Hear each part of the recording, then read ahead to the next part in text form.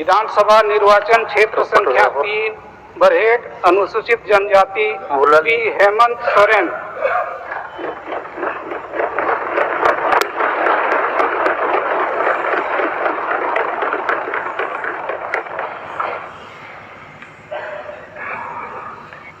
मैं हेमंत सोरेन जो विधानसभा का सदस्य निर्वाचित हुआ हूँ, ईश्वर की शपथ लेता हूँ, सत्य निष्ठा से प्रतिज्ञा करता हूँ कि मैं विधि द्वारा स्थापित भारत के संविधान के प्रति सच्ची श्रद्धा और निष्ठा रखूंगा। मैं भारत की प्रभुता और अखंडता अक्षुण्ण रखूंगा तथा जिस पद को मैं ग्रहण करने वाला हूँ उसके कर्तव्यों का श्रद्धापूर्वक निर्वहन करूंगा। मैं राधाकृष्ण किशोर जो विधानसभा का सदस्य निर्वाचित हुआ हूँ, ईश्वर की शपथ लेता हूँ कि मैं विधि द्वारा स्थापित भारत के संविधान के प्रति सच्ची श्रद्धा और निष्ठा रखूंगा। मैं भारत की प्रभुता और अखंडता अक्षुण्ण रखूंगा तथा जिस पद को मैं ग्रहण करने वाला हूँ उसके कर्तव्यों का श्रद्धा पूर्वक निर्वहन करूंगा। मैं ओखल विधानसभा रन पाइकी सलायन नन सिंगमुगा तायतन काजी वाडन तना ची आइन पायते बायकन भारत रिया संविधान रिया प्रति सारी रासा अंडो केटे उड़ुते रिकेयन अन भारत रिया प्रभुता अंडो अखंडता अचुनन रिकेय अंडो ओकन पद अन ग्रहण तिया मिना एन रिया कर्तव्य को रासा भाषातन पुरया। चमरालिंडा जो विधानसभा का सदस्य निर्वाचित हुआ हूँ, ईश्वर की शपथ लेता हूँ कि मैं विधि द्वारा स्थापित भारत के संविधान के प्रति सच्ची श्रद्धा और निष्ठा रखूंगा। मैं भारत की प्रभुता और अखंडता अक्षुण्ण रखूंगा तथा जिस पद को मैं ग्रहण करने वाला हूँ उसके कर्तव्यों का श्रद्धापूर्वक निर्वहन करूंगा। विधानसभा निर्वाचन क्षेत्र संख्या 17 गोड्डा श्री संजय प्रसाद यादव। मैं संजय प्रसाद यादव जो विधानसभा का सदस्य निर्वाचित हुआ हूँ, ईश्वर की शपथ लेता हूँ, सत्य निष्ठा से प्रतिज्ञा करता हूँ कि मैं विधि द्वारा स्थापित भारत के संविधान के प्रति सच्ची श्रद्धा और निष्ठा रखूंगा। मैं भारत की प्रभुता और अखंडता अक्षुण्ण रखूंगा तथा जिस पद पे को मैं ग्रहण करने वाला हूँ उसके कर्तव्यों का श्रद्धापूर्वक निर्वहन करूंगा। घाटशिला अनुसूचित जनजाति श्री रामदास सोरेन। मैं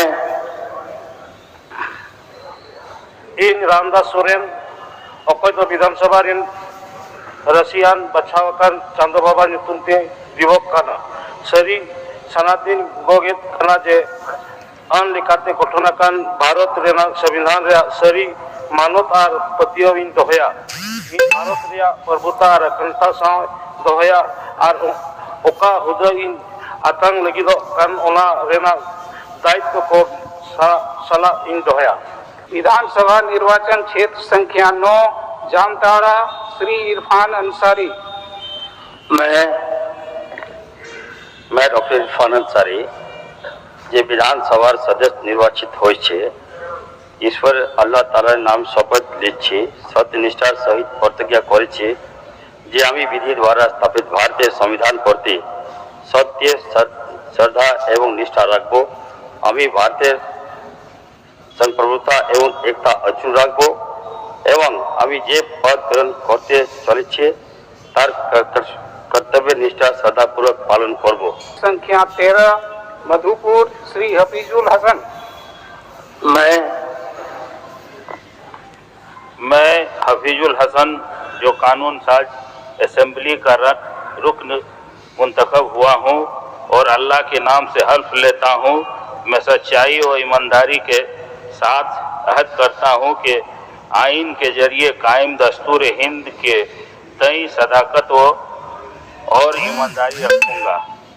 मैं हिंदुस्तान की खुदमुख्तारी और सालमियत व नुक्स रखूँगा और जिस ओहदे को मैं संभालने वाला हूँ उसके फ़राइज़ को अकीदतमंदाना अंजाम दूंगा। 18 महगामा श्रीमती दीपिका पांडे सिंह। मैं दीपिका पांडे सिंह जो विधानसभा के सदस्य निर्वाचित होने छिए ईश्वर के शपथ लिए छिए कि हमें विधि से स्थापित भारत के संविधान पर सच्चा श्रद्धा और निष्ठा रखबे, हमें भारत के प्रभुता व अखंडता अक्षुण्ण रखबे तथा जे पद के ग्रहण करे वाला छिए ओकरा कर्तव्य के श्रद्धा से निर्वहन करबे। गोमिया श्री योगेंद्र प्रसाद। मैं जोगेंद्र प्रसाद जो विधानसभा की सदस्य निर्वाचित हुआ हूँ, ईश्वर की शपथ लेता हूँ, सत्य निष्ठा से प्रतिज्ञान करता हूँ कि मैं विधि द्वारा स्थापित भारत के संविधान के प्रति सच्ची श्रद्धा और निष्ठा रखूंगा। मैं भारत की प्रभुता और अखंडता अक्षुण्ण रखूंगा तथा जिस पद को मैं ग्रहण करने वाला हूँ उसके कर्तव्यों का श्रद्धापूर्वक निर्वहन करूंगा। गिरिडीह श्री सुदीप्ति कुमार।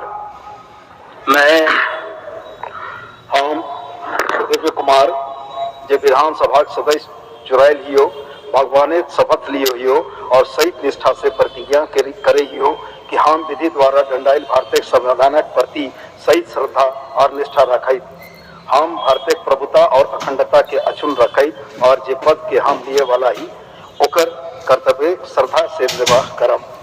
मांडर श्रीमती शिल्पी नेहा तिलकी।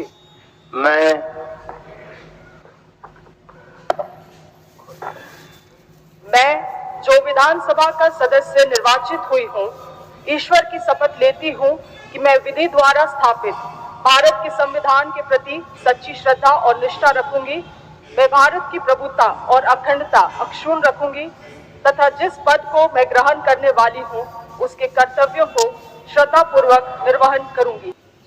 गांडे श्रीमती कल्पना मुर्मू सोरेन।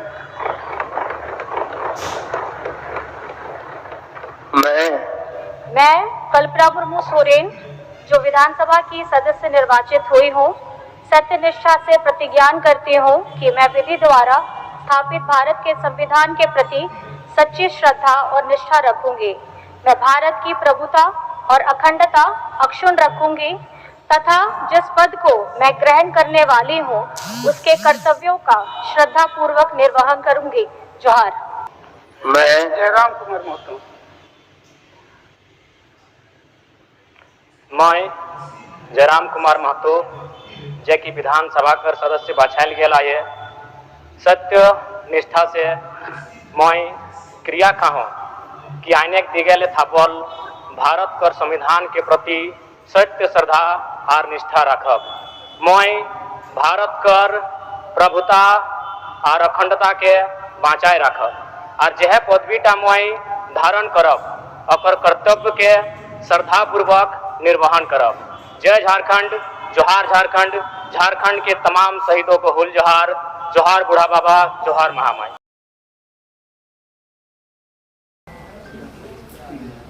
ऑफिशियली तो सब आपको पता चल ही चुका है। माननीय सभी विधायकों ने और मंत्रियों ने शपथ ग्रहण कर लिया है और आज की प्रक्रिया यहीं समाप्त हुई है। कल की प्रक्रिया हम लोग कल करेंगे पूरा। और तर्क तमाम आपके चैनल के माध्यम से पूरे राज्यवासी देखेंगे तो उनवे तय करेंगे कि जयराम महतो अकेला अपने जो बातों को रख रहा है वो 56 पे भारी पड़ रहा है या फिर 56 उन पे भारी पड़ रहे हैं, वो राज्यवासी तय करेंगे। आपके अलावा 80 विधायकों में बेहतर कौन लगता है आपको? देखिए, अभी ये मेरा पहला दिन है जब मैं उनके साथ बैठूंगा, मिलूंगा, उनके व्यवहार का आकलन करूंगा, उसके बाद इस निष्कर्ष पे मैं पहुंचकर बात करूंगा। देखिए, विशेष एक्सपीरियंस नहीं रहा, विशेष क्या रहेगा, हम लोग तो मान के चलिए एक आदत सी हो गई है जनता के लिए लड़ना, संघर्ष करना। हाँ, ये चीज़ रहा कि यही विधानसभा है और यही दीदी है जो 1 साल पहले 23 मार्च 2023 का वो दिन था, एडीएम साहब भी पीछे ही हैं और जोरदार लाठियों से प्रहार किए थे, रबड़ गोली दागा गया था, आंसू गैस दागा गया था, हमारे टी शर्ट कुर्ते को फाड़ दिया गया था। आज एडीएम साहब सलामी दे रहे हैं, ये लोकतंत्र की सुंदर तस्वीर है। मेरा मानना है कि माननीयों को भी साधारण रहना ही चाहिए, क्योंकि जिस राज्य के युवा किसान तंगहाली में है, अगर उस राज्य के माननीय अगर फुटानी करे तो उचित नहीं है। इसलिए सब यहाँ ठीक ठाक ही दिखे, अंदर तो बाहर भले तामझाम होता है लेकिन अंदर सब बड़ी नॉर्मल ही दिखे।